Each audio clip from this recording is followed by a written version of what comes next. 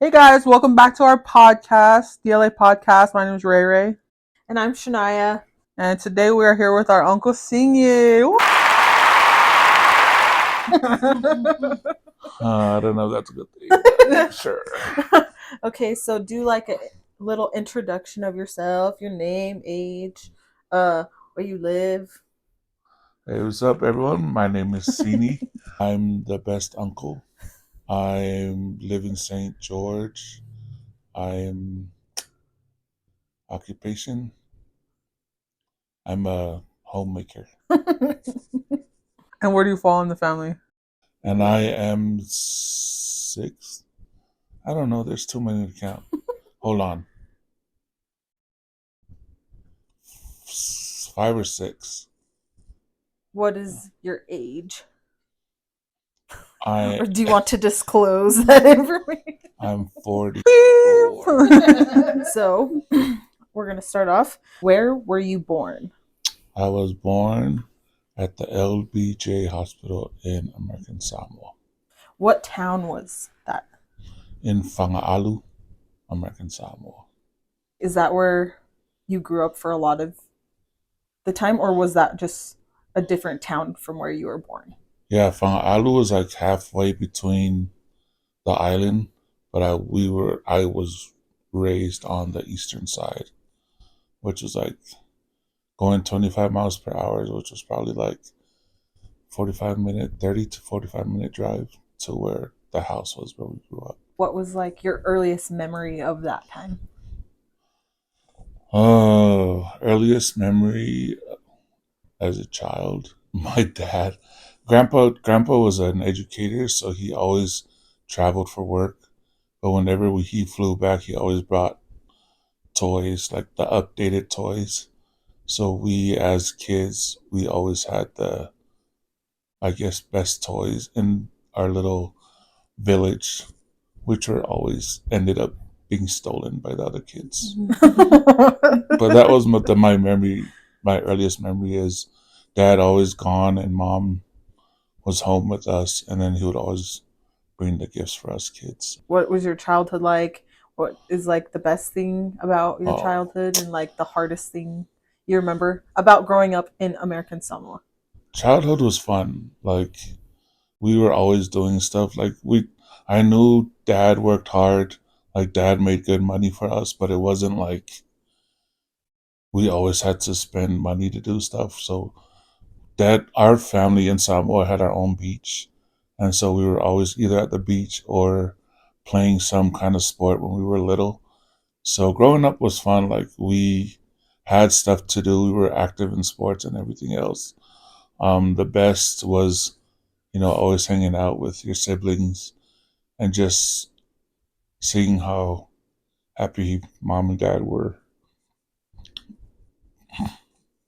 with just everything that we did. Um, the worst, the worst part about my childhood, Like it doesn't have to be like worst, but like hardest or like the hardest. challenging. Okay, I've mentioned this a lot to my other siblings, and they know this. But the hardest was like dad being an educator and then going to school and your teachers knowing your dad, and then you come home and your dad knows all the bad things that you did in school and get grounded. So my freshman year in high school, I played basketball, and my dad was always strict on our grades. And so the report cards came out after basketball season, and I had an A minus.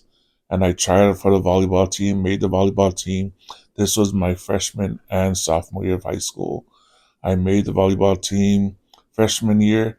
I had an A minus, and dad made me stop playing volleyball. No. And then my sophomore year in high school, I had a B plus, and dad also stopped me from playing volleyball. So dad was really strict. I think that was the not worst, but the hardest part was dad knew everyone that we knew, and they got to know all the little details of our childhood life growing up in school. And so, I mean, it wasn't hard that it was like traumatizing, but it was just hard growing up in a place where everyone knew your family, held your family up at a high standard, and just trying to be an example. And along with that, my dad was a bishop, and so everyone at the school or at our community like put us kids up, as like, oh, you guys are the Fife Hour, the bishop's kids. You guys should be setting the example, and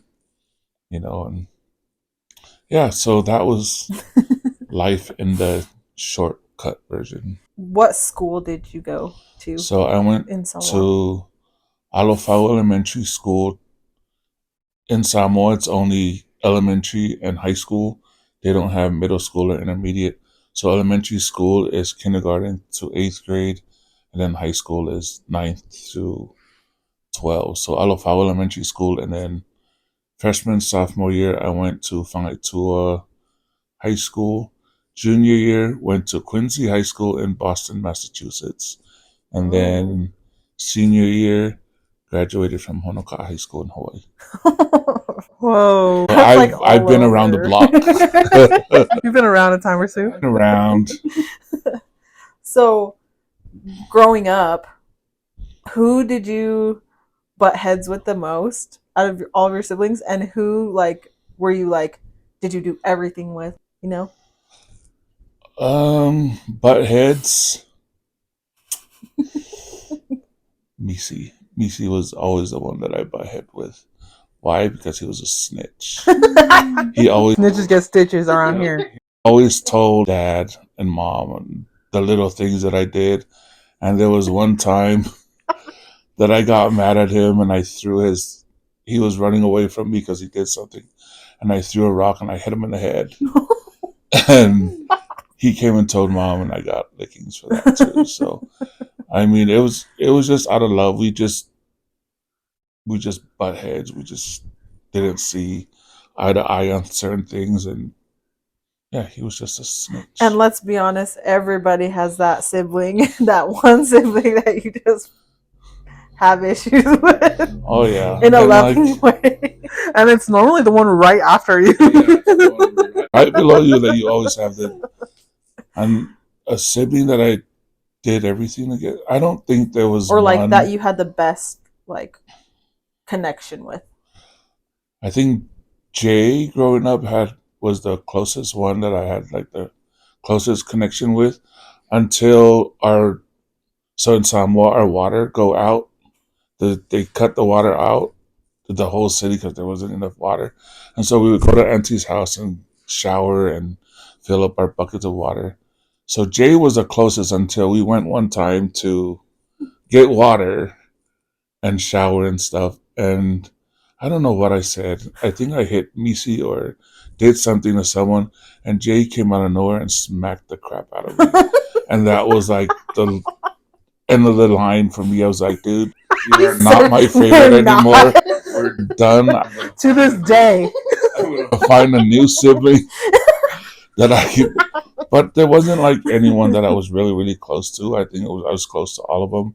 But growing up, I think Jay was always the, what do you call it? He was always the peacemaker. And I think he still is to this day. He still is the calm one out of the bunch. So at that point then, who were you closest with? Did you have a best friend from school or I had a lot of friends at school, but I wasn't best friends with any of them. I think then it was just mom and dad. They were the ones I always went to for everything. Even with Jay, I never really we were close as siblings, but I never wasn't the one to go and say, hey Jay, this is what's going on in my life kind of thing. So we weren't close like that, but as a sibling brotherly love kind of thing, I think he was more of the one that I felt comfortable with. Yeah, there wasn't one where it's hey, I need to tell you something that went on. There wasn't one like that for me. But it was mom and dad was even though you knew you were going to get a slap from it was oh yeah, this is what I did, mom. What are some of your favorite memories with your brothers and your parents, together or separate? I think with my brothers, I think it was all just we were just sporty. We were Like everyone in the town hated us just because we were so athletic. Like even down to Misi when he was, what, 10 or 9? He played with us who was like 13, 14 year olds. So it was kind of annoying that he played with us, but it was like the talk of the town. We all played with older and more athletic people. And so I think that was like the best time, even till today. It's all around sports and around just being each other until our aunt taught us how to sing. That was like the best times for us with my brothers is singing together. It always brought us closer. With my parents, there wasn't a time when I was like younger. I mean, every time for me was good spending with them, but there wasn't like a place or that I can pinpoint that I was like, oh, this was like the best time I had with my parents. Yeah, I don't think there He was said, "No, it's just all of the memories it's together." like it was, yeah, it was like all of them together. There wasn't like one where that I thought was overly special for me with them. It was always they were all the same to me. Okay, so let's go back a little. Tell us about the whole singing and how that came to be. And did you guys argue a lot about who takes what part? Mm. Or did you naturally just fall into that? So we just sang around the house, around as siblings, but we weren't really singing together until Dad became a high council for the church, and then he had to do programs at all the different wards we were in, and so Auntie Tupu was the one that Dad went to and asked if she could help with our music for all of Dad's programs, and so she was the one that sat us down and then taught us how to sing. But it wasn't like she taught us how to sing because we already could sing. And it wasn't like she's had us, okay, you sing this, you sing this. I think the only person we knew that was going to sing bass was Dorian because he was the only one that could go that low. All of us, Bean, Jay, Misi, Dorian, and myself, we just knew where we stood, where or what voice we sang. So it wasn't, okay, you're gonna sing this, you're gonna sing this. But there were certain songs where there were arguments of who was gonna take the lead Right. or who was gonna take what. Side The eye roll. But it was, I mean, Veen was always the one that was into all the singing choirs at the college when we were younger. And so he was the one that was always like wanted to be the star of the group. And so he always got to sing the lead. And plus, he was really close with Tupu. So I think Tupu was being biased as to giving him the lead just because he was the oldest. But I think I could have taken the lead. But I had to be stuck behind the piano. I heard that you had a really good voice. You were the best, probably.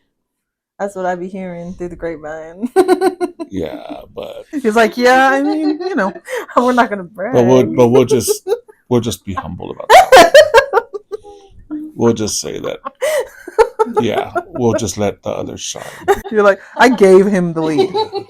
He was crying about it. I let him have it.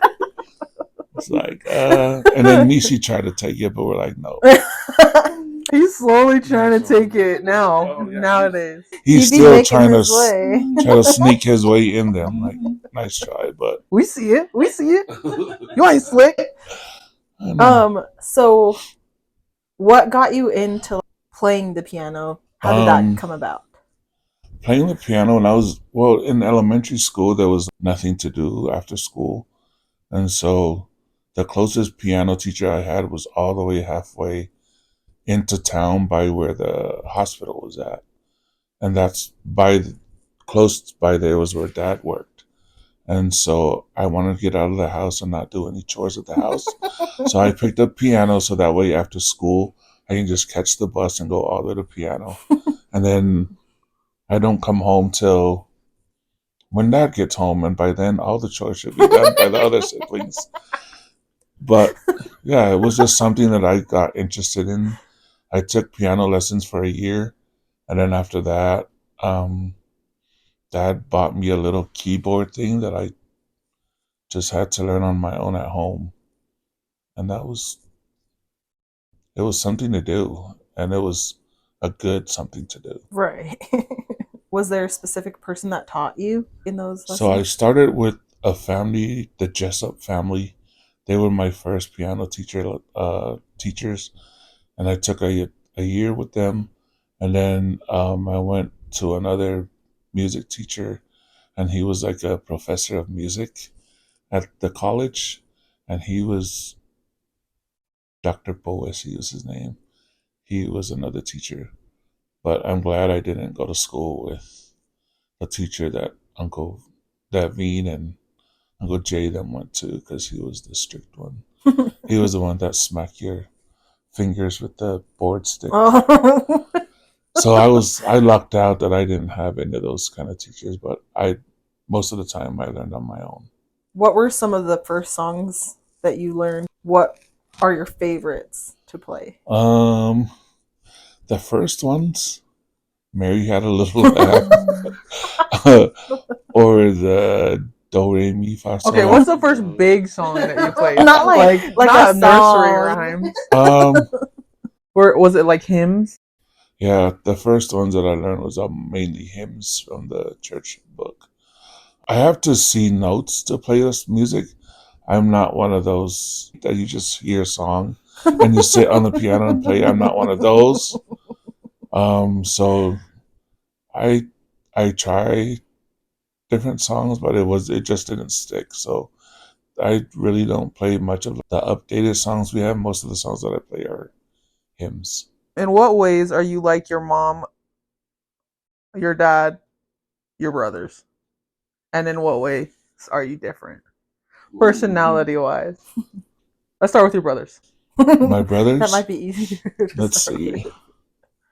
I don't know. How am I like them? You can go through each one if you want. Like let's say Renzo. Are you at all like him? I'm not like him. I am. You guys are polar opposites. Need to answer Lorenzo? No. I don't know. I can be like Lorenzo, where I think I'm a Lorenzo. Don't get mad.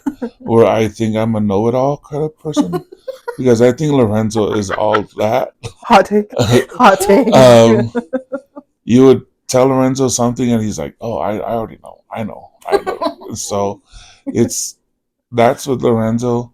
With Prince, I don't know. I think with Prince, I'm like Prince, where Prince is very family oriented, and I think that's how I am, because I see Prince with his kids and his family. He would take the shirt off his back for anybody, even if things have been done to him or said about him.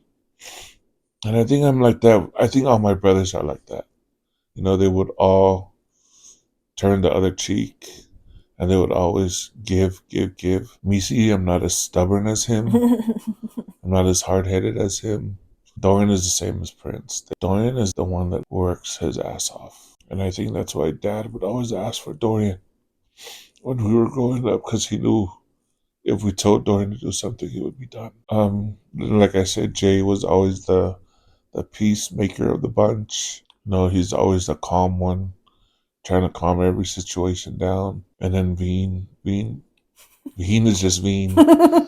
I think I have every characteristics. I take one from each of them, and I'm that person. If you're to trace from every single one of them, I'm that child. The combination of I'm all. the combination of all of them. I can be a peacemaker.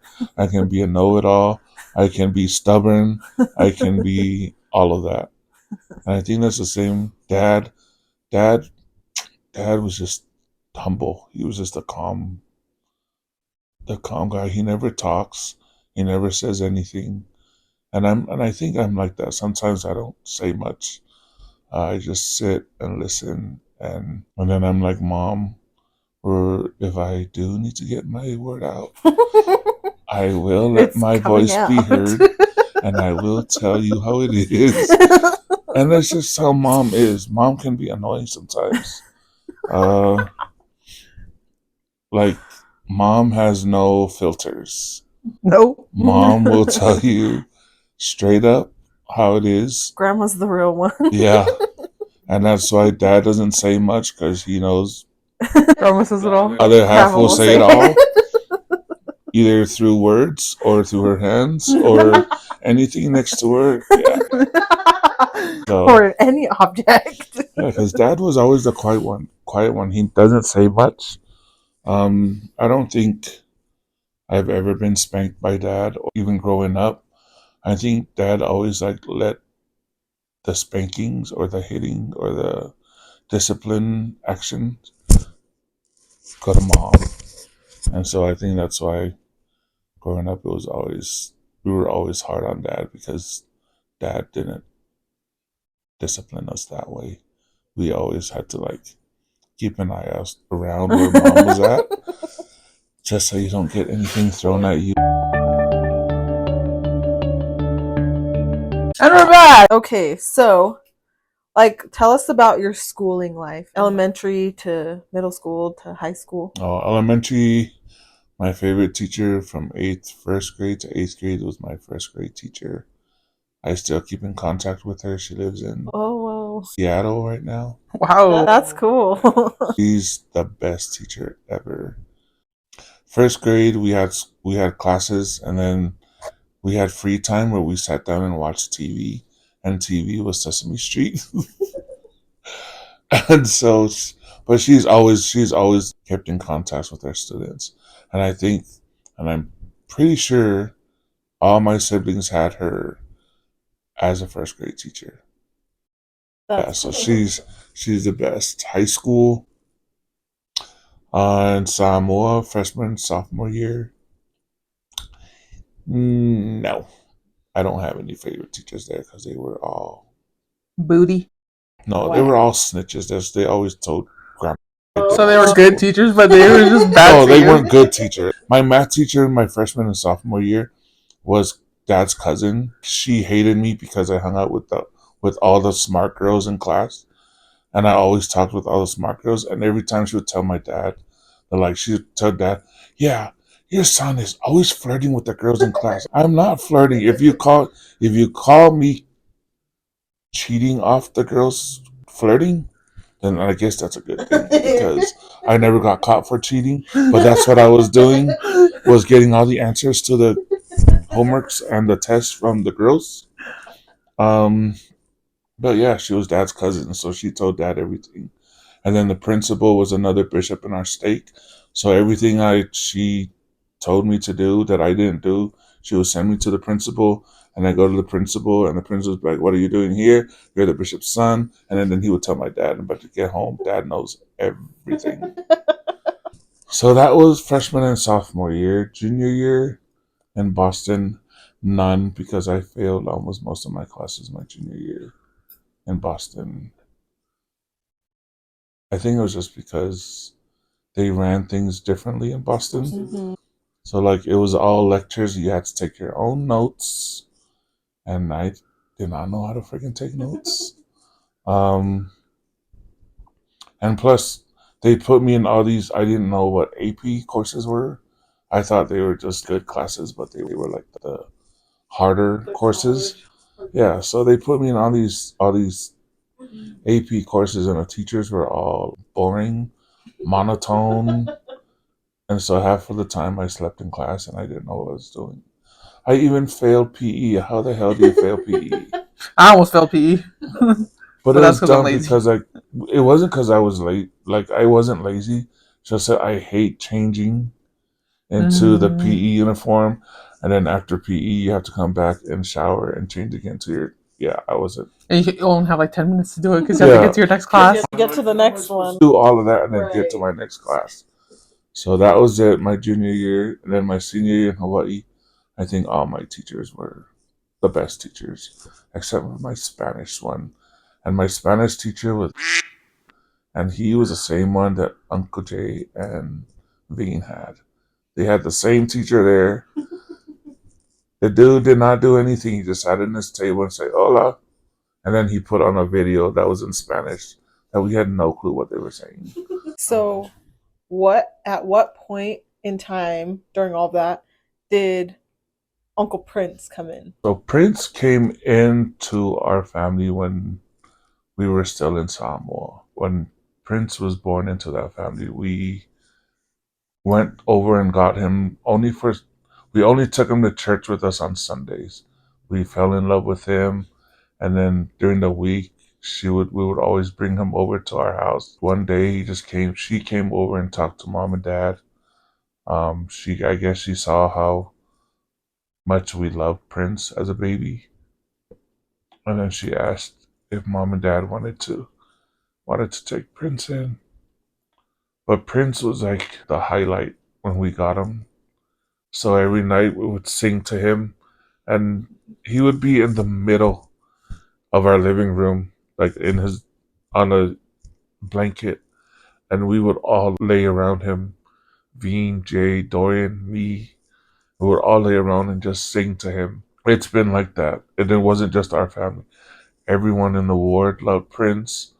There's some Sundays where we'd take him to church, and after church we wouldn't know where he was at, but a family would call and say, "Oh, he's here with us. We brought him home." So, like, it would be nice to let us know that you guys are taking him. So Prince, that was Prince. Prince was like, I don't know, everyone like gravitated towards him as a little kid. Even those families, they're still alive, like the Spitzenbergs in Ogden. Their mom was Prince's second mom. So yeah, Prince was the baby at the time until the other crybaby, know-it-all baby came along. Oh, jeez. How old were you when Uncle Veen and Uncle Jay moved to Hawaii? I was in elementary school still when they left. How was that? Um, Was it like surprising? it was surprising, but we knew where they were gonna stay with, who they were gonna stay with. So it wasn't, oh no, they're leaving. We knew they were gonna come and stay with Uncle Tiva and Auntie Fina. So we were shocked because it was like out of the blue. They were there, and then the next day they were gone.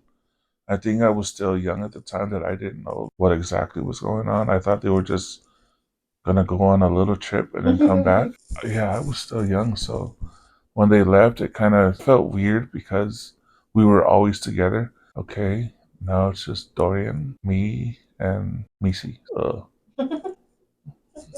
well, guess we'll have to deal with what we have. But yeah, it was different.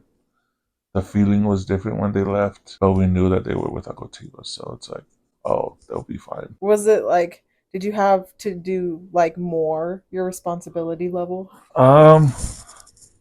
I think I did more than Dorian because Dorian, when they left, Dorian was in JROTC, and he was Whoa. the top guy in JROTC, and so he was always gone. He was gone almost every day doing stuff with JROTC, and that's why I wanted to play the piano because I didn't have to go home right then.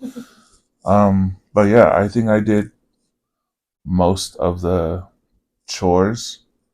I think if you ask mom or anyone at that time, they would say I was the girl of the house because I did everything, dishes, laundry, you name it, I did it. So yeah, thanks brothers for leaving, and thanks Dorian for bringing the JLTC. I did way more chores than Missy.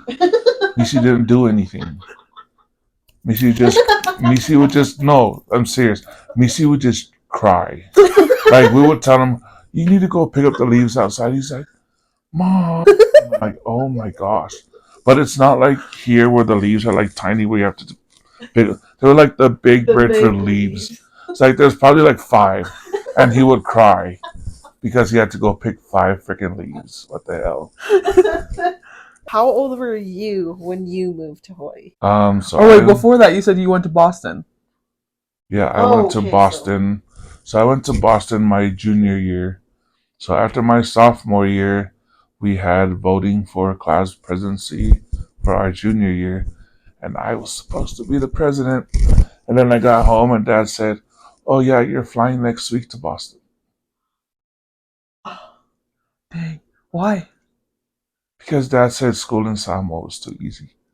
Ooh. Oh my gosh. He's like, "Oh, I know you can do better, so you're gonna go live with Uncle Fango in Boston." Dad, but I'm gonna be class president next year. Dad's like, "Okay, you're flying out next week." Actually, Yeah, you're so- not. That's how I ended up in Boston. Dad said school was too easy in Samoa, so yeah, went to Boston, lived there for a year, How was that? cried my eyes out the first 3 months while I was there. Didn't have any friends. Um, School was harder. Summer before school started,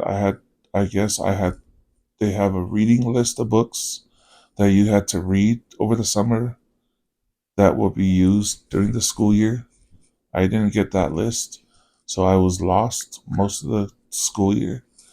But it was fun. Like I got to spend time with Uncle and his kids and his wife. Got to go places with them. We probably driven all over the whole East Coast, Vermont, Maine, New York, all over just to watch their kids play hockey. They were hockey players. So, How older were they compared to you? so the oldest Kiva was the same age as Misi. So when I was there, I was what, 16. Misi's what, 3 years younger. So Kiva was 12. Dang, they're young bucks. Then the twins, I can't remember how old the twins were, but they were also in elementary school. And then Malia was just a baby. Oh. So I babysat Malia's for a year. She was like my go-to girl. She was the original fave, the OG fave. Yeah. You always say it's Janessa, but Malia's like, who's their favorite? Yeah, we would throw cars with snowballs because Uncle's house was like on a little hill, and so there was a fence, and we always hide behind the fence and throw the cars, and it would run down into the basement. They had a cellar. They called it a cellar, where it's like a basement, but it wasn't like finished or anything. Like it's like on the outside, On the and outside it has door. the door. Like from the horror movie. Yeah. Oh, So you yeah. open up and you just run down the stairs and then close it. Yeah, so we would do that. And then in the summer, they had like I can't remember what it's called. It's like an acorn tree. And we would take the little nuts from the acorn tree and we would throw the. Oh my god. and then Whoa. and then the cop, one time we got caught and the cop came up to the front door and their mom answered the door. And good thing she lied for us. She told the cops we were asleep. But we were hiding downstairs in the cellar. But we did all of this when Uncle wasn't home because we knew if Uncle knew, oh yeah, that would be the last of it. And then from there, From there, what took you to Hawaii? I told Dad that I couldn't live in Boston anymore. It was too hard, and I couldn't see myself living there another year. Maybe if I was there just for vacation, yeah, but to live and go to school, it wasn't the place for me.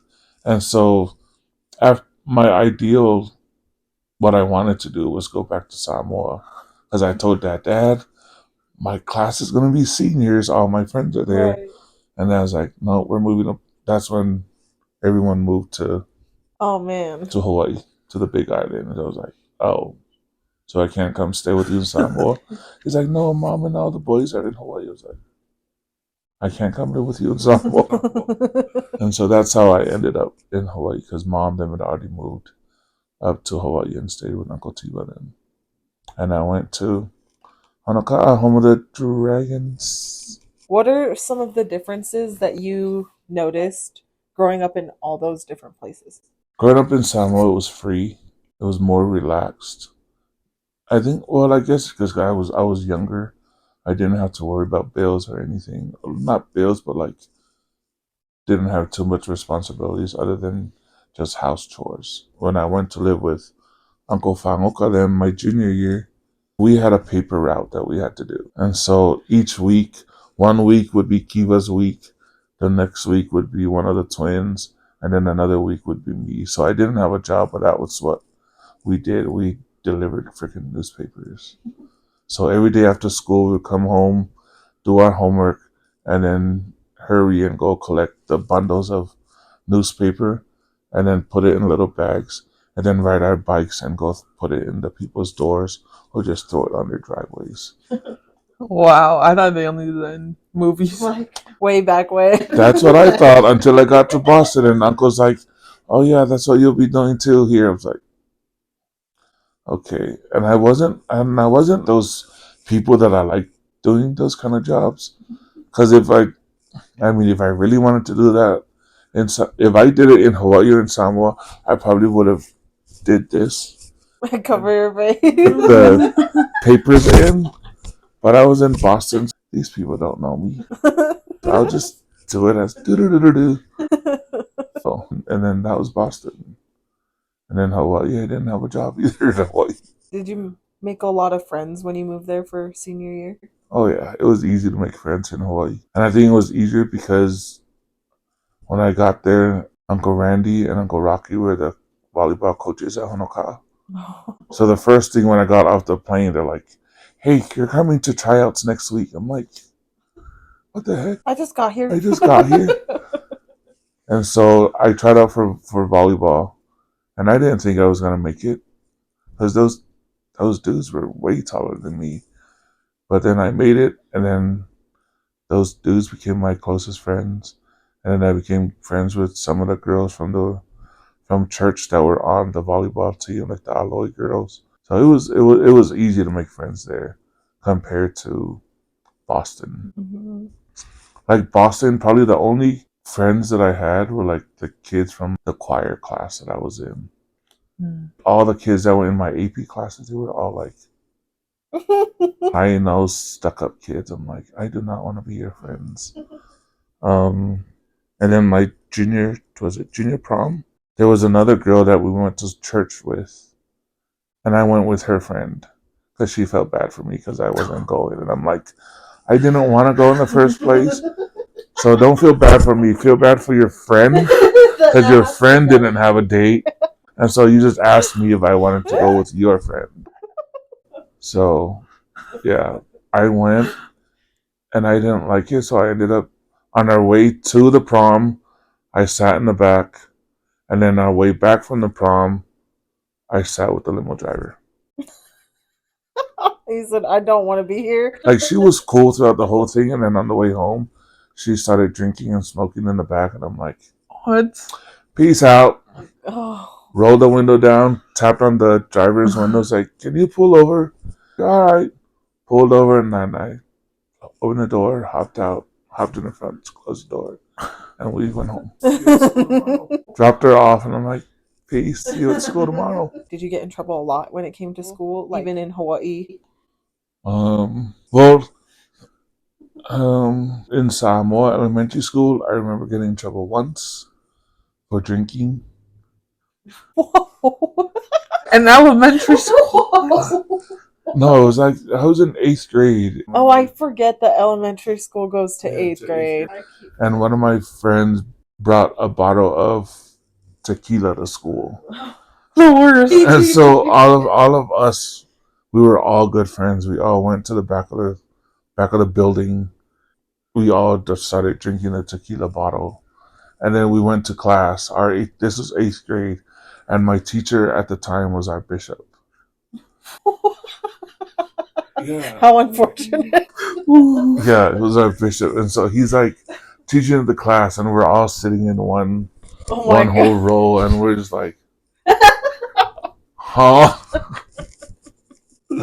And so we would have gone away with it until one of our friends, which was the bishop's niece, snitched on us and told the bishop that, hey, you know why those guys were all like that in class? It's because they were all drunk. We're like, no, we weren't. And then other girls that was with us like, yeah, we were. I was like, stupid.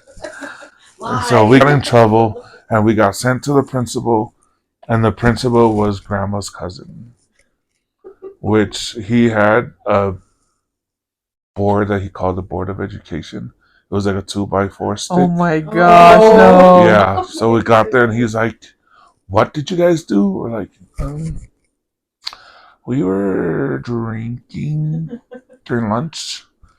Yeah, and so he had us do the bent over, and we got smacked with the 2x4 in front of the school.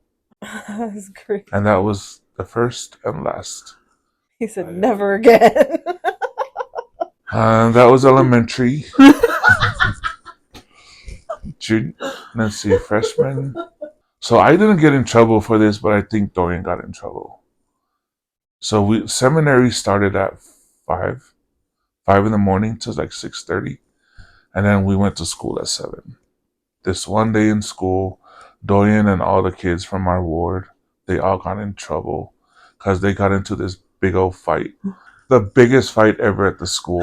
It was them against the rival kids that didn't like them because the kids from our ward were all good at basketball and they all made the basketball team. And the other kids were mad that they were all on the basketball team. Anyways, they had the biggest fight in the whole school. All the teachers were involved. All the kids were getting thrown out the second story stairs. Gosh. Whoa. Anyways, Dorian was in on this with all his friends. And then the following days, like the following weeks, this was a Monday. And Tuesday, Wednesday, Thursday, Friday, Dorian would wake up and go to seminary with us and pretended like he was going to school with us. Didn't even tell mom and dad he got suspended like that whole week. So he went, mom and dad thought he was going to school. But after seminary, they would all go to our cousin's house and spend the whole day there and then come back to school and walk home with me like nothing happened. So I went home and I was like, "Mom, I don't think Dorian was in school today." And she's like, Snitch. "Yeah, he was. Yeah, he was. He was in school. He went with you." She's like, "No, we went to seminary. And then after seminary, he went with the other boys to the house." And she's like, "No." So they ended up calling the school. And then the principal was like, "Yeah, he was suspended on Monday for this big old fight that happened." Wait, so like they don't tell the parents when they suspend you? No. I guess they didn't tell mom and dad. And that's what I was like, why does all the bad stuff that I did get to dad? And here's Dorian. And he's just Full suspended. Which I thought I did my self-service by telling dad that. I thought I was doing my due diligence. But then it backfired. And then at Boston, I didn't really get in trouble in Boston. Other than the fact that I told my other teachers that she was stupid. Alani, do you hear that? Twins. Yeah, in Hawaii. Oh, Hawaii. So we skipped during senior week. And we went to the mall in Hilo. Uh-huh. Getting out of the car, guess who was parked right next to us? Uncle Tiva and Auntie Fina. Ooh. I was like, Ooh. they're like, "What are you doing here?" I was like, "Oh, we're here for pictures." I was like, what the hell pictures was I telling them? There was like no picture place at the mall. Like, yeah. So we have heard a lot about like the fights that you and all of the uncles have gotten into. What are some of your favorite stories about that? Oh, my favorite story was when this was like when I was older and I was going to school at Weber. And Veen, Jay, Dorian, this is when Scat was up here. They were on the Weber State rugby team. And so the rugby team ended up having a basketball team for intramurals. And they had and some other guys on the team. So anyways, they were playing a basketball game. And these dudes kept mouthing off the whole entire time at the games. Like mouthing off to Jay, mouthing off to me. Dude, you guys are digging yourself a hole. And so, anyways, ended up being this big old fight. I had front row seats. I just sat there and watched the whole thing go down. You're just gonna sit there and do nothing? I'm a student. Like, it'll take care of itself. I was dude. like, It'll take care of you itself. guys can do it. So that was one of the fights that I enjoyed the most watching.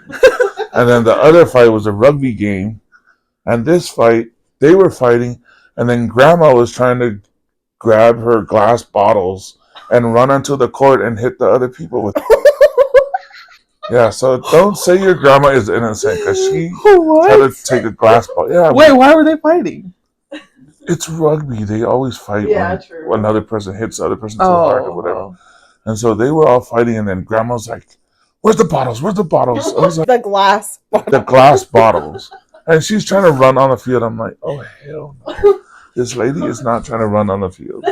Unhinged. That's unhinged. Oh yeah, there was some other fights, and it was the same rugby team, but they ended up having a flag football team, and Missy was still in high school or junior high, and Missy ended up playing with it. What the heck? Yeah. College. Yeah, And he's like, college, oh, let and me he's just playing. play. And so Missy ran with the ball, and another guy hit him, and then can't remember exactly what happened, but there was this big fight, and Veen ended up punching this dude in the ear, and it started bleeding, and he had to go into the hospital. He ended up pressing charges on Veen, and then when they went to court, Jay showed up to court instead of Veen, and then the case was dropped. I'm like, what the world is going on here?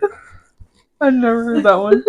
That's so funny. My dad has told me that one before. Oh yeah, and then there's another one where we were at the gym, and Junior Spitzenberg was lifting weights, and this Uli Uli guy was all going off on Junior. Junior took a 45 plate by the hand and tried to smack this dude with the 45 in his hand. And Veen jumped in, everyone jumped in, tried to hold everyone back, and they wanted to fight Veen and Jay. I'm like, What they're is this trying to hold you back. toxic masculinity going on here? And then they called the cops, and those cop came and escorted us out of the gym. We're all good friends with all the cops here at Weaver State. I don't know why you guys called the cops. Because they just came and said, okay, you guys need to leave right now. I mean, they could have banned us, but they just said, you guys need to leave. I think because if they were to call like the Ogden police to come and get involved, it would have been a different story. Right. But it was the Weaver State. Yeah, like they knew us all. What are you guys going to do? They're just going to walk us out. Okay, so like a little bit of a rewind. How did you learn how to drive? So I started driving when I was in the 8th or 7th grade. Dad had this little sedan car that the government had him use for work. Dad's like, you guys can't drive this car. You guys can take the other car, but you guys can't drive this car. Well, Mom always drove the car. And so we went to church one day, and Mom's like, do you want to drive? I was like, yeah. So I thought she meant to just drive in the back rows, like by the church, just so I can get used to driving. No, we drove home. And I'm like, Mom, I don't even know what the brake or what the accelerator or what gear do I shift the thing to or what to do. She's like, oh, it's okay. I'll teach you. I'm like, how are you going to teach me when you're sitting over here? I'm over here. I don't know what to do with my legs. I don't know. Yeah, so Grandma taught me how to drive. Kind of. Kind of. Yeah. But like the manual vehicle, I learned in Uncle Jay taught me how to drive. How was that? Like, was it like stress, like him yelling at you, or was it like a calm, like? He was good, but I just think I overthink a lot when I was learning how to drive. And so when I was fine driving on a straight road where there's no hills, but when it comes to a hill, like every time I'd stop, I would like pull up the handbrake and then put the car in neutral, and then I would shift it to the first gear, and then just, and then the car would just, like, I would wait for all the cars in front of me to go away if I hit, and then I would like, and Jay's like, that's not how you do it. You're gonna mess up my clutch. But yeah, I was fine on like the straightaway road, like the straight roads. But yeah, when it comes to uphill, yeah, that was a different question. So from graduating high school, after you graduated, What did you want to do? Were you always planning on going on a mission? Well, I knew what I wanted to be after high school. I've always wanted to be a lawyer. Whoa. But then when I went to college and I saw all the courses that you had to take, I was like, sorry. And then I wanted to do music, but I was like, oh, hells no. And then I tried to do political science again. I still wanted to be a lawyer again. Because some of the classes that I took were hella easy. Mm-hmm. So I'm like, oh, this should be so easy. But then no. Yeah, so I ended up with criminal justice because that's the line of work I ended up in. And that's what like your degree is in? Yeah, so my degree is in criminal justice criminology, which that was my associates. I still have like a semester and a half left for my bachelor's. And then I got sick, and then I was like, well, the bachelor's degree is not going to do me any good if I'm sick. So I'm like, yeah, forget school.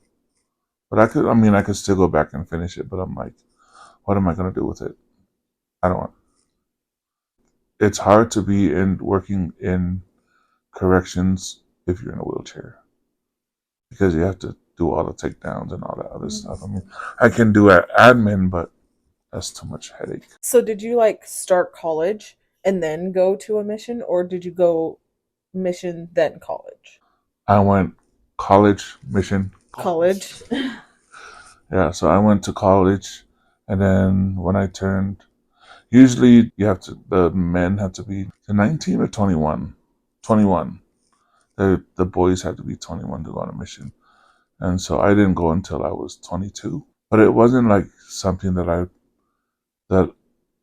I had to do, but it was just something that growing up, I've always wanted to go on a mission. It was an extra when it said that I was going to Peru to learn it, and then I had to learn Spanish.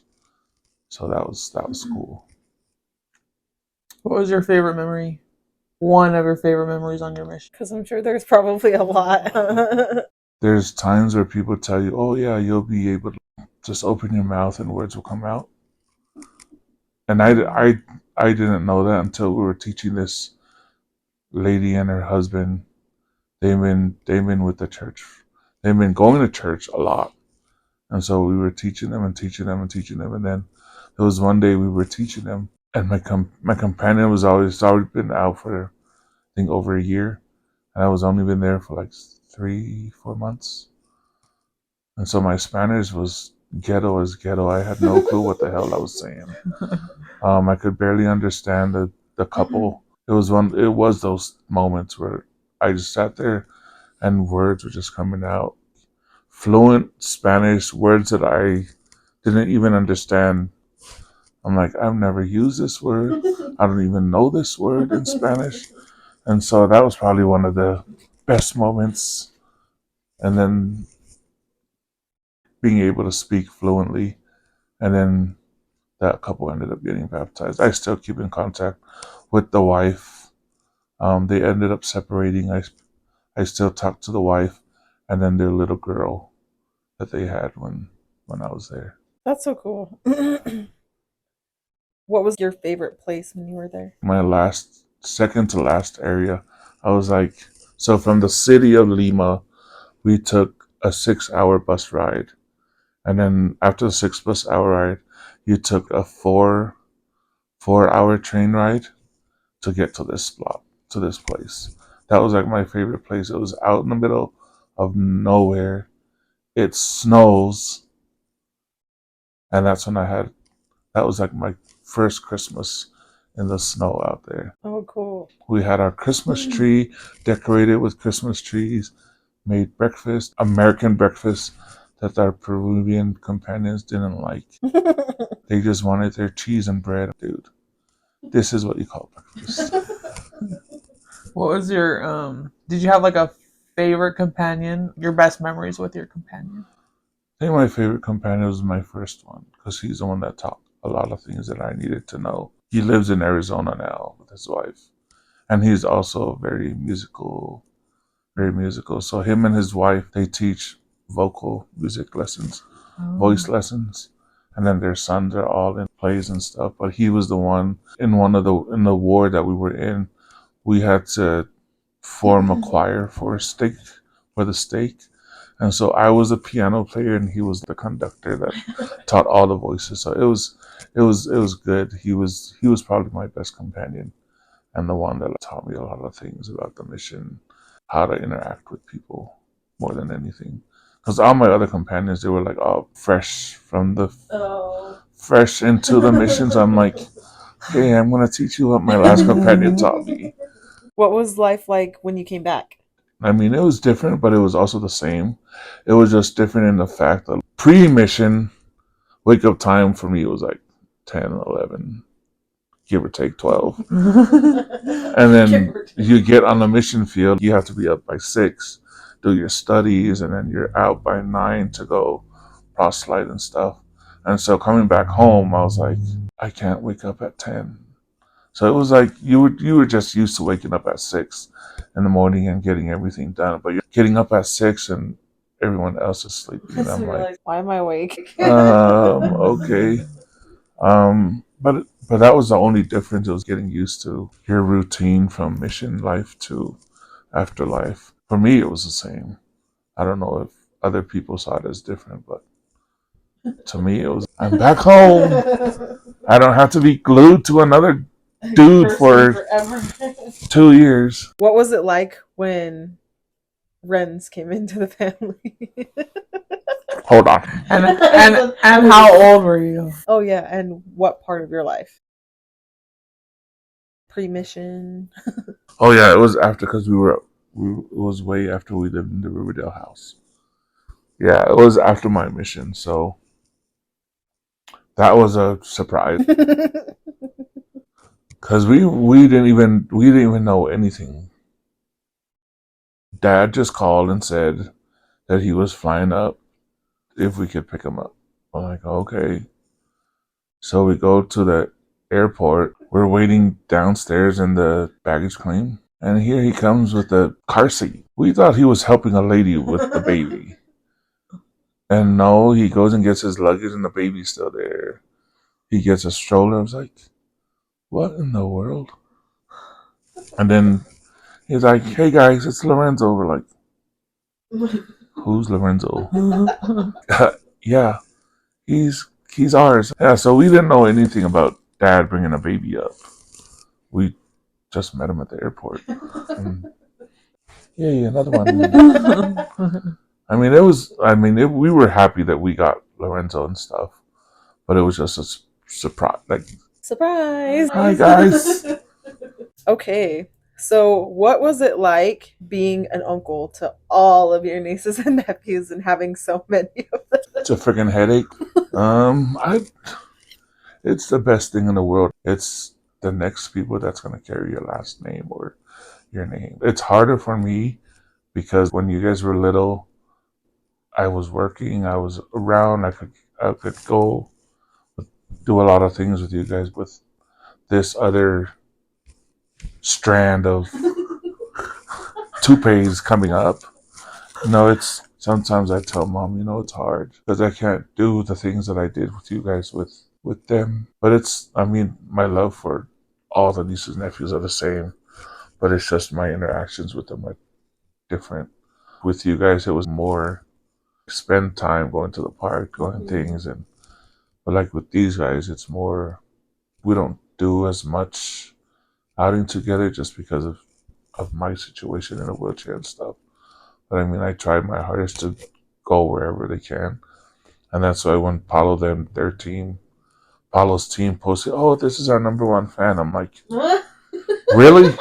That's not your number one fan? You see me in a wheelchair? I'm your number one fan. The pain that I go to get on this damn thing and wheel myself in to watch you play, I should be your number one fan. So it's the same, but it's different. Mm-hmm. Sorry, and plus, you guys are not as hard-headed as these. I don't know. No, like you guys, it was like, do this, you do it. These is like, do this. Oh, do I have to do it? I'm like, oh, jeez. Yeah, there's not with you guys. There's not as much attitude as the little ones. Okay, so sorry, we're gonna like rewind just a little bit. Um, about when you moved from Utah to Texas, what life was like in Texas, and then what brought you back to Utah. Oh well, the only reason why I moved to Texas is this baby of ours that got a scholarship was homesick and he wanted to come home. And then mom and dad was like, "Since you're the single one that doesn't have a life, you can go live with your brother." So that's the only reason why I went out there. I'm older, but I was always a fan of Macy's, even though we butt head. We fight a lot, but I was his number one fan. I saw a lot of potential in him, and I didn't want him to waste, this full opportunity that was given to him to go play in Texas. And so I told mom and dad, I might as well. I don't have a family to to support like the older ones, and so that's the only reason why I moved out there was to help Missy in whatever way I could, even if it was to not let him be homesick and want to come home and give up on such an opportunity. But life in Texas was awesome. I did whatever I wanted to. Working for the airline when I was there, we flew everywhere. We flew back home almost every other weekend when we were off. So it wasn't bad. It was easy. Life was easy. I don't know why. I don't know why it was a lot easier there. Maybe it was just because it was just me and him and Prince, and then Prince moved over with mom and dad. But then when Missy got done with football, he was already married and moved back here to St. George. And then it was just me and Prince. We ended up getting our own apartment. So we thought we were gonna be there out there for a while. And then Uncle Tiva got married, and then we flew to Uncle Tiva's wedding, and then I flew back, and then homeboy was like, "I'll fly back in a week." And then a week came, he called, "Hey, can you send my stuff? I'm not moving back." Then what the hell am I supposed to do? And so sent his stuff, and then put in my 2 weeks notice. I can't make it out here by myself. Because I would just be, like Missy, I would just be too homesick.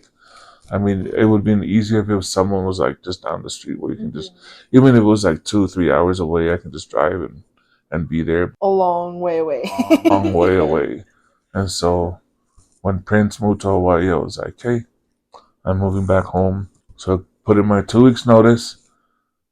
That night, rented a hotel room in College Station. Slept in a hotel room. At midnight, I drove out. Back to Utah? Back to Utah. Oh my god. So I left College Station at midnight, drove all the way, got to El Paso or to Albuquerque, New Mexico at 2 in the afternoon, got a hotel there, and then at midnight in Albuquerque, I drove to Utah. Whoa. Drove all the way to St. George. I called mom and dad up. What are you guys doing? Oh, nothing.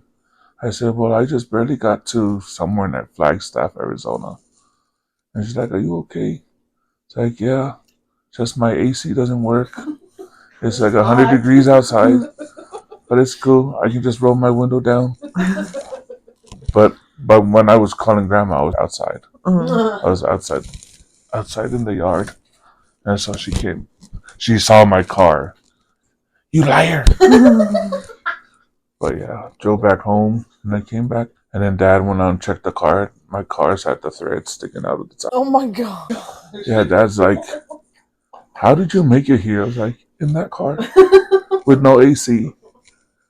But yeah, but I moved back because there was no one out there. I was like, okay, I can understand how Missy felt when he first went out there. I mean, it's cool that you got this opportunity, but yeah, you need family out there. After his junior, he had the bowl game in where is it called, San Diego, and that's when we flew mom and dad up from Samoa, and so they surprised him at the game. Oh, cool. In San Diego, he didn't even know mom and dad were going to be there for the San Diego. Did he cry? Oh yeah, he did, because we went to the hotel and we told the coaches, hey, my parents are flying in. they want to see me see before the game. And so it was like a big escalator that came down. And so we were all standing downstairs, and then we see him coming up, and he's already in tears coming down. So it was cool. And I think he needed it too. So. Did you ever go through like rebellious party phase? Other than drinking tequila in elementary school? It doesn't have to be party, but just like where, I don't know. You're out and about. Yeah. No, maybe Texas, because mom and dad went around. He's like, yeah, I mean, I think it was in Texas. Like, I didn't party. I just went to a lot of the functions at the school where it was all like teenage kids and stuff like that. What are your favorite memories with the first generation of nieces and nephews? And then what's your favorite with the second generation of nieces and nephews? The first generation of nieces and nephews. Our generation. I think the first generation, you guys were a lot closer than the second generation, meaning you guys always did stuff together. Yeah, always together. Where people always thought you guys were all just one big freaking family. And that's what it was for me as an uncle, is always spending time with all of you guys in one spot. The second generation, it's hard. Prince is here. Now Whitney, them are all, like, even though we're like 10 minutes away. 18 minutes away. But it's like hard to get them all together. The only time was when we did the Easter egg hunt and all that stuff like that. But yeah, I think just the bond as with the first group of nieces and nephew, and then trying to connect the second ones. Which child did and do you spend the most time with from both generations? Ooh. Let me start. Second generation, Levi. Levi is like my go-to. Your bestie. I think with this second generation, it's been Levi. And I think it's the same for Grandma. That's why Grandma doesn't go anywhere without Levi. Buys everything for Levi. But I mean, I try to be the one for all of them, but I don't need to answer the first generation. You guys know that. For those listening, and that's that. The first generation favorite is Janessa. Don't even know why. She has such a bad attitude. Always saying something. Always got something to say about everybody. And she's everybody's favorite. For what? Like Tiana said, not everybody can be Janessa. But Janessa's the miracle child. That is what she's been referred to for a long time. Yeah. We will get into that on another podcast. Plug. Stay tuned. Well, and it's hard too, because with Ray, she didn't grow up as much with us. Mm-hmm. She was in Hawaii, and so that's also something that we're going to talk about in another podcast. Stay tuned. Stay tuned. And so it was like, I mean, it probably would have been different if you guys were around as much as Bean's kids, but yeah. He was like, but out of his kids, Janessa was my favorite. Janessa, you see this? You'll get my back. So don't be saying Uncle Jay's your favorite, or I'm going to change my mind. We're going to redo the podcast and then change my answer. Wow, not even the kid that's named after him either. Literally, Baba's name is Sini, and he's like, Janessa's my favorite. I don't know. Hey. Wow. Bubba was a close second. He might move up in the race. We'll see. We'll see. See what Janessa says. And with this whole rugby thing, you might go down to the Ooh, called out. Okay? Just saying. Bro, that's so... The tea is being spilled. That's so... Do you want me to pull out the text? He said, I got the receipts. Oh, I'm so dead. Okay, so when did you first start to notice when you were in pain, and like when did it start and where, and like how did that all happen? And like when you first got sick and everything. I think it was around 2014, 2015, 2013, 14. That's when my gout started getting worse. And that's when I started on crutches. 2015 is when I graduated from Dixie State, and I was still on crutches. I was on crutches at my freaking graduation. I remember that. Actually, Yeah, I was on I crutches. remember that. And it wasn't until towards the ending of 2015 or 16 that it got worse. And then 2017 was when I had a lot of pain and I went to the ER. They said something about that I was having a hard time breathing. And then they took me up to a room. And this is when, oh dang, I can't remember what his name was that lived with us at the time. So it was with me.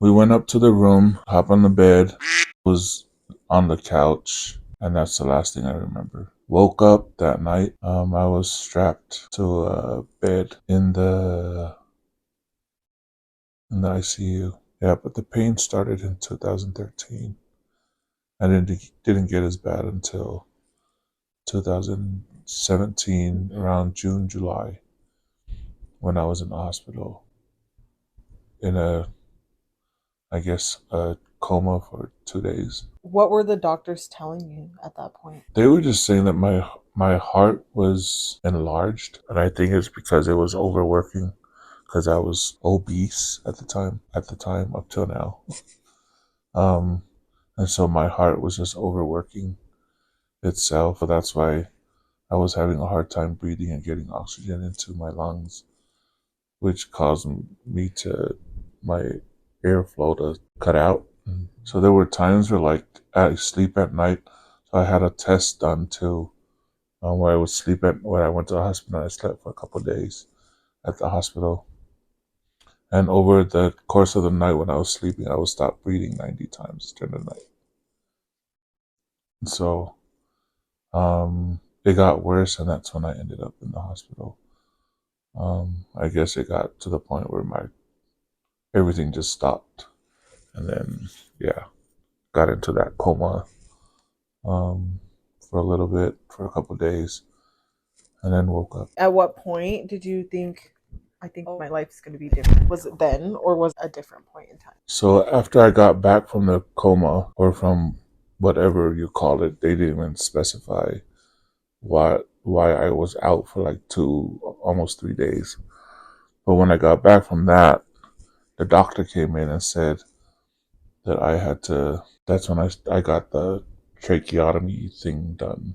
Oh. And so he said that I needed that done just to help with my breathing for a couple months until I can get better. And I think that's when I knew what I had planned for my whole life was going to change, because it went from me being in on crutches where I can just get around and walk around to being in a wheelchair. And then after my trach thing got done, it came from being able to speak to having to learn how to speak. Because I remember when I was in the ICU, to communicate, I had to write notes to the nurses, or even to the people that came and visited me in the ICU. I had to write things down on a piece of paper just to tell them what I was trying to say. But it wasn't even legible writing. I don't know how people read my writing then, but it was basically learning how to write again and how to talk. And so I think that was the point, that when I did came through, after that, I was in the rehab center. And so that's when I knew it was going to be whole different. It wasn't plan A now, it was plan B, if I even had a plan B at the time. Because I just thought this was a straight sail for me. This was being sick was just a bump in the road. And then when that happened, it was a whole different lane that I was going in, so to say. I don't know if I ever told anyone else, but the bishop and mom. But when I was in the hospital in the ICU for those 3 days, I saw dad. And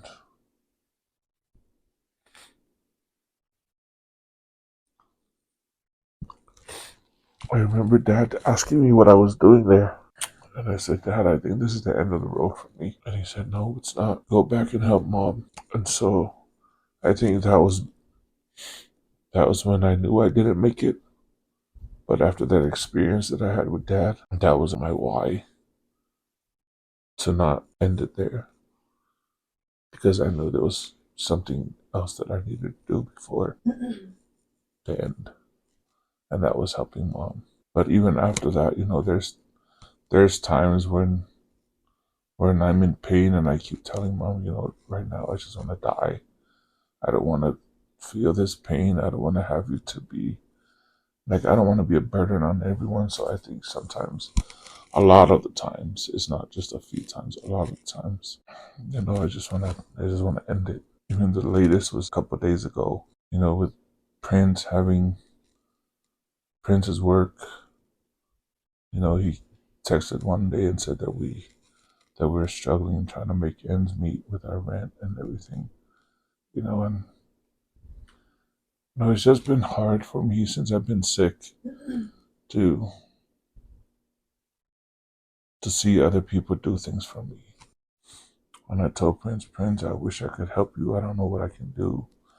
I don't know what else to do to help you. And there's a lot of nights like that where I just cry myself to sleep. I know I should be there for him. What else? I don't know what else for me to do to help. But it's hard because if I end things, it's not just me ending it. It's not just going to be me that's going to suffer all that stuff. It's my loved ones. It's my family that's going to suffer too. So, but I always have that behind my head of what Dad told me that I need to be here for Mom and to help Mom out. So that's why I'm still here. But if if Mom wasn't around, it probably would have been different. But now that I have Mom, but then now I have all these nieces and nephews that I still, want to spend time with and get to know since they're so young. It's hard to end things and know that I'm gonna be. You can't end it because you don't want to be that distraction to them. I guess you want them to see you as a light come to, and not you know oh no, he's weak because he wanted to do this and that. So yeah. Is there anything that you want to do before you leave? What are the things that you want to do before you leave this life? I don't know. I think I've done my path that I was on, my plan A that I was on. I think I've done what I needed to get done. But right now, what I want to see right now, or what I want to do, it's not stuff that I want to do, but it's what I want to see. And that is my family being happy. And I think that's the most important thing for me is I know everyone's like, oh yeah, you're gonna be happy when you have a family. I don't need to have a wife or anything to be happy. I'm already happy where I'm at with how my family is. My brothers, my siblings, my parents, my nieces and nephew, and I think I'm okay with that.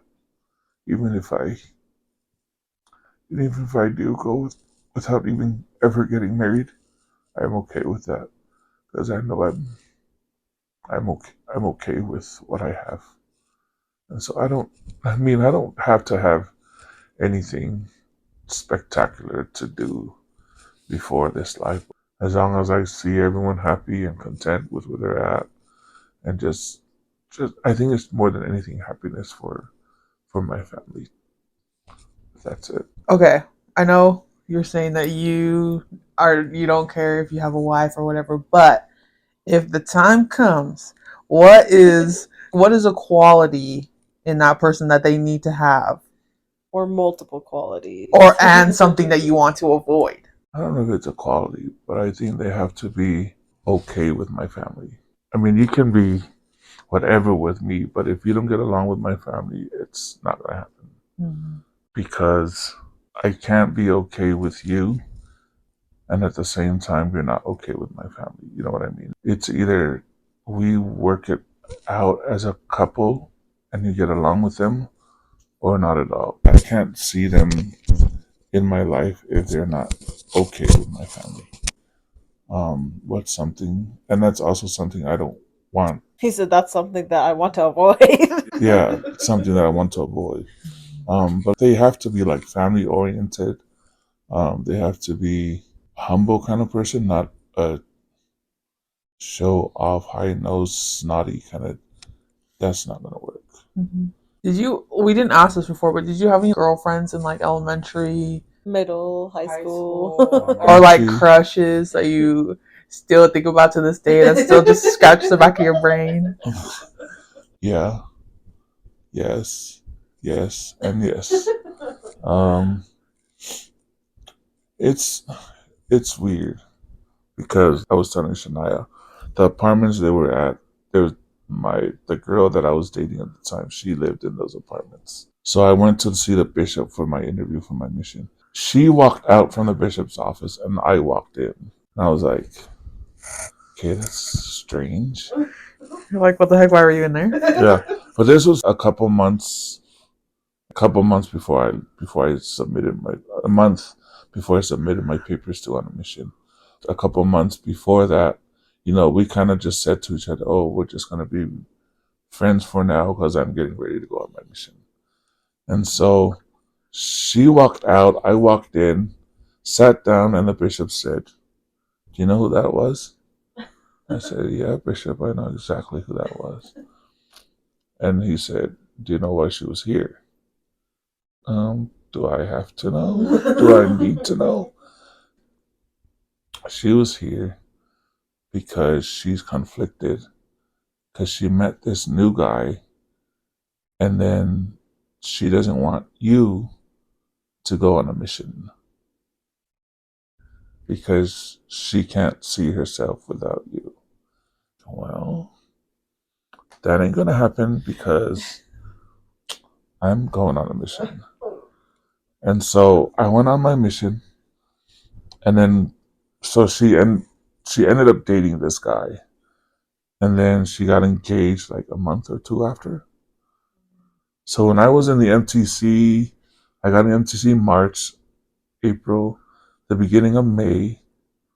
We were leaving the MTC. We were at the airport. She was the first one to show up at the airport. Whoa. First one to show up at the airport. And I'm like, what are you doing here? Does your fiance know you're here? She's like, no. Okay, why are you here? So anyways, that was it. I went on my mission. And then like 6 months into my mission, or almost a year into my mission, I get letters. Hey, so she got married. And she's like, hey, me and my husband are going through some things. And I was wondering, if you were to come back, would you ever want to rekindle things? And I'm like, letters? Oh my yeah. god! And I'm like, okay, you're still married to this guy. You're married. So my answer is no. And so that was it. And then when I got home, she came to my homecoming with her husband, and we still keep in contact. She was probably one that I probably is still in the back there, but I'm like, I don't think anything will ever happen because I know she's still married. But I mean, I still like her as a friend, but as anything else, I don't think there's anything more to it. But I mean, girls are so weird. True. It's like, just flat out tell us what you want. Don't beat around the bush. We want you to know what we want.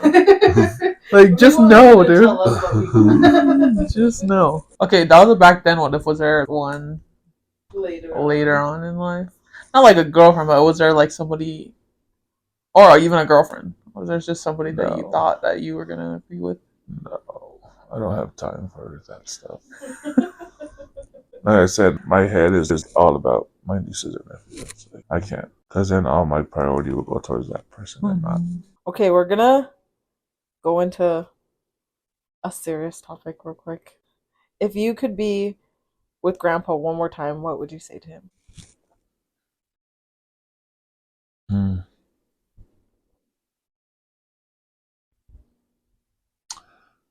If I was to see Grandpa again,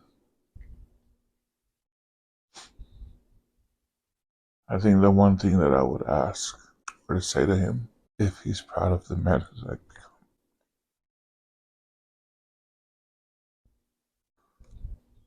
um, because he left so unexpectedly. A lot of things that I've done and things, things in life that you always wondered if, that I've always wondered if he was proud of me, of my accomplishments, or just of the person that I am today. I mean, overall, I would like to know. And I think more than anything, just 1,000 times thank him for everything. Nurturing all of us siblings, teaching us the life lessons that we have now, that we learned in life, that has helped us become who we are right now. So thank him first, and then ask him how proud he is of me, of the man that I am. If he's proud of who Sini Tupe is right now, or do I have things to work on? That's why I can't listen to Imtongi. I can't listen to his song, because once I hear his voice, I always hear that monster song. Is he happy at what I've done and who I've become? So I think that's one thing I would ask, or I would want to know from him. Being grandma's right hand, how has life been different since Grandpa has passed? It's different in a way that I don't like, because it's supposed to be the other way around, where it's me helping Grandma and caring for Grandma. But it seems like the tables have turned, where Grandma's caring for me and taking care of me more than I should be taking care of her. So that's what's hard. Me and Grandma, she's my ride or die. I don't know what I'd do without her. And I think I'm that person for Grandma, as Grandpa was for Grandma. Grandpa's gone, and he was always there for Grandma. And I tried, and I think I'm trying to be that for Grandma, even though I'm not as much of a caretaker of Grandma, but just being there for her in her, in her down times. I think that's the difference. Dad was always there for Grandma, but now I'm trying to be that person for her, even though it's hard, because she's more of that to me than I am to her. How do you think it's affected your relationship with your brothers? That Grandpa's gone. Yes. I think it affected us positively. Well, I don't think we were as close as we were. I know we were close, but when Dad passed, it was like closer. We try to be more aware now of what's going on with each other and each other's lives and the kids. Before, it was just, oh, he's okay. Oh, they're all right. But now it's like, my thing is now is I try to call everyone every Sunday and just checking up to see how everyone's doing. My dad told me that. You never know what happens. You never know what's going to happen in life. Someone might drive to work and something happens. You never know. So I try to do that every week, just to call someone and see, hey, how are you doing? How's work? And I know Jay does that too. So I think we've gotten a lot closer since Dad passed, and I think too, it's not just us, but we've gotten a lot closer to Mom since Dad passed. We're all trying just to keep her happy and keep her busy, because I know if we didn't, she would probably be depressed. And I think it brought us a lot closer than before. I don't think Dad passing has done anything negative to our bond as siblings, but it just brought us closer, I think. Is there a memory that always sticks out when you think of that time of Grandpa passing? I think the only thing that sticks out is being in that waiting room when the doctors told Mom that Dad had passed. It's not the happiest feeling, but that always sticks out. Just how sad she was. With that, it oversees all of that. When I hear Mom tells her experience of the last time she spoke with Dad, when they came home from Auntie Tuli's house that night, and before Mom could open the door to get out of the car to come into the house, Dad told her that he loved her, and that he loved his kids and grandkids.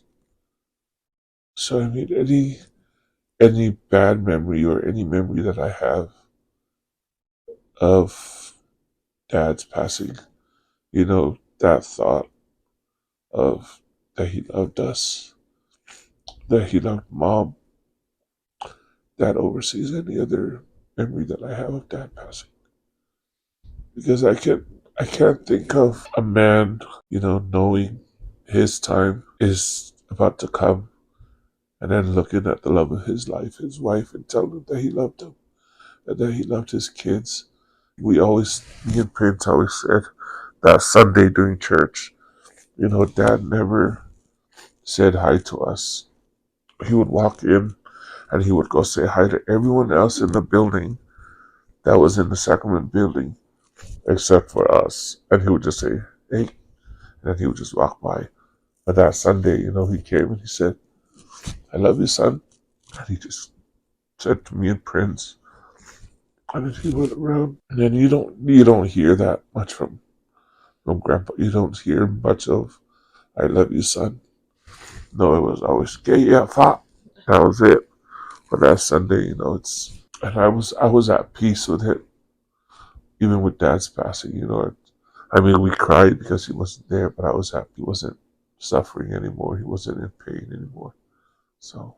Okay, so enough of the sad and more serious questions. What do you do that brings you happiness nowadays? Nowadays, volleyball, food, family, What would you say you like to eat the most? Favorite food right now? seafood. Same.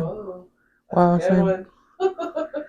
I was just telling Shania about sushi burrito. Oh. I've been dying for it. Yeah, why do you think I keep watching freaking sushi people on TikTok? What the heck? And mukbangs. Mukbangs. Oh, dude. I watch those to put me to sleep. Yeah. I have to watch it to go to sleep. Dude. Like B-Loves. Oh my gosh. I used to love B-Love. I used to eat a freaking cream crab all day long. B-Love. Yep. I used to watch her like crazy. Me and Tiana used to watch a lot of mukbangs. Oh, and then Grandma's was stuck on this lady eating, what do you call it?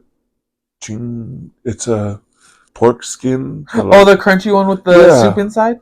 Yes. So Grandma's like stuck on those. I love it too. We should make that for her birthday. We should see how to make that and give her some. She watches some crazy stuff on YouTube now. And then the last question is, what do you see for yourself in the future? Or what do you want to see? I would love to be able to get around more. That's what I would like to see in my future. Get around more, just to be active in my family's life. Family as in siblings, and even my nieces and nephews. Sometimes I go places and it looks like I'm happy. Deep down, I'm hurting. I'm here, but so I mean, that would be nice. Other thing is just less pain. That's my ultimate. As long as there's no pain, even with a wheelchair, I'll be fine. But when there's pain, it's 100 times harder. Yeah, less pain to be able to do more stuff. Is there any questions that we didn't ask you that you thought that we were going to ask you? Because I know there's or that you wanted us to. No, the one that I didn't think was going to be asked was the qualities in a partner. What in the world? Do I You gotta do ask. I look like I need a partner? No, I don't. You gotta I ask. don't, but like you gotta put it out there in the world. Was there anything that you wanted to ask us? Oh yeah. No. And then last but not least, what is something that you want to hear about? What is a topic that you want to hear about on our podcast? Ooh. Wait, are you guys gonna interview Grandma? Eventually, yes. Okay. We want to do that probably after we interview all the brothers. And then... Because we also want to try to do an episode of all of you together. Thank you everybody for watching this week's episode with our Uncle Sini. Tune in next week for our next Uncle Dorian. And for those of you who do not know us, that is Alita Ray's father. Yeah. And he's going down. It'll be so All the questions that you've seen so far is nothing compared to what I got for that guy. I'm just kidding. Or am I? But thanks for watching. Tune in. Peace out.